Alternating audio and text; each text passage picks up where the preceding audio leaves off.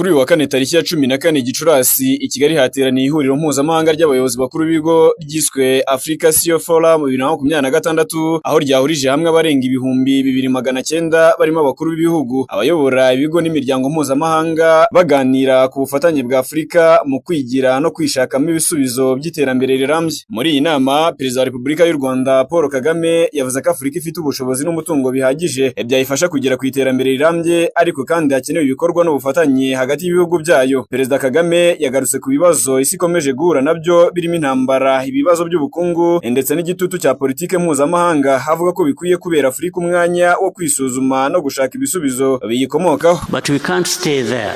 We need to learn from this. We need tugomba kwigira kuri ibi bibazo, tugomba kwiyubakira ibyo dukora ubwacu kandi ibikorwa bikatuyobora mu nzira nziza in the right direction and how to deal with these crises. Nanone kandi Perezida Kagame yagaragaje ko Afrika ifite umutungo kamere ukomeye, harimo ingufu z'izuba n'amabuye y'agaciro akenerwa ku rwego mpuzamahanga, ariko ko umugabane ugikomeje gutakaza amahirwe kubera kudakorera hamwe no kudaha agaciro ubushobozi bwawo. When we have almost everything, if you look at in the area of green energy and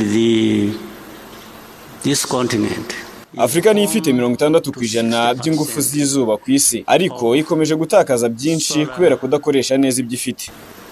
Potential 60% is home to that.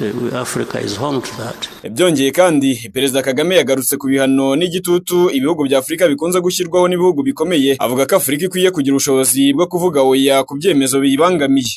This is why Africa, leaders of Africa, some of whom are here, brothers, and the CEOs and other.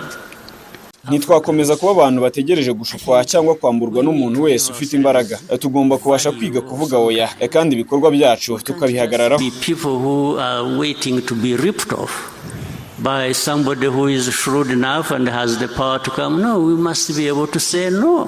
Mu gusoza ijambo rye, Perezida Kagame yasabye abayobozi ba Afrika, abashoramari n'abikorera guhindura imyumvire bakibanda ku bikorwa bifatika byateza imbere umugabane aho gukomeza gutegereza ibisubizo biturutse hanze yawo. Mu bakuru b'ibihugu bitabiriye inama barimo Perezida Kagame w'u Rwanda, Bola Ahmed Tinubu wa Nigeria, Brice Korteri Orugwi Nguema wa Gabon, Mohamed wa Mauritania, Mamadi Doumbouya wa Guinea, Daniel Chapo wa Mozambique. Iyi nama bikaba biteganyijwe ko izamara iminsi 2 ibera i Kigali. Ndi Daniel Niyonkuru, Radio Guka i Kigali.